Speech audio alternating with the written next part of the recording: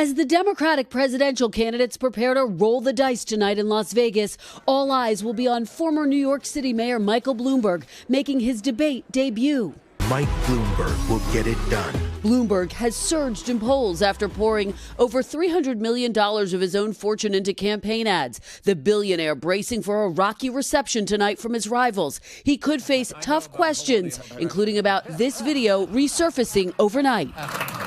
First reported by BuzzFeed News, it shows Bloomberg criticizing Democrats last year, saying they're too progressive and too far left, creating an opening for President Trump in 2016, and then making this comment about the transgender community. If your conversation during a presidential election is about some guy wearing a dress and whether he, she, or it can go to and go to the locker room with their daughter, that's not a winning formula for most people. A campaign spokesperson telling NBC News Bloomberg was describing how others might view the issue, not his own view, adding, Mike understands that the transgender community has been under attack for decades and the advance of rights has not been equal. The candidates have already been targeting Bloomberg, including Bernie Sanders on CNN overnight. Mr. Bloomberg has every right in the world to run for president, but I don't think he has the right to buy this election.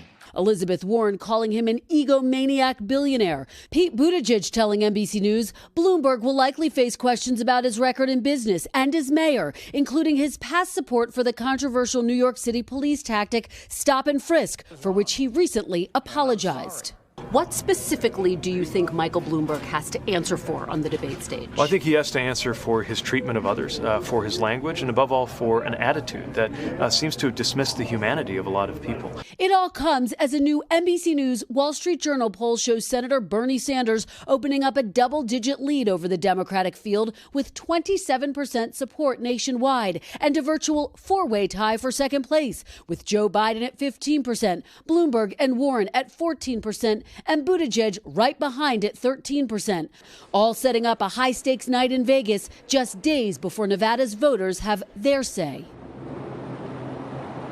Now, our new poll also shows that 5 Democratic candidates beat President Trump in a head-to-head matchup. There's some good news here, though, for the president. His approval rating at 74%. That's tied for his highest ever in our poll. He's actually here in Nevada for a series of West Coast events. He's watching this all closely. He engaged in a war of words with Bloomberg yesterday in which he accused Bloomberg of trying to illegally buy the election. Bloomberg fired back saying, see you in November. And just to clarify, the president's approval rating is at 47%. That is tied for his highest ever.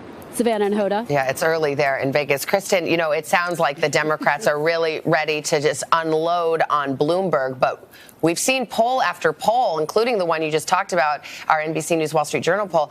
Bernie Sanders is the one to beat. Do you expect them to train some fire on him?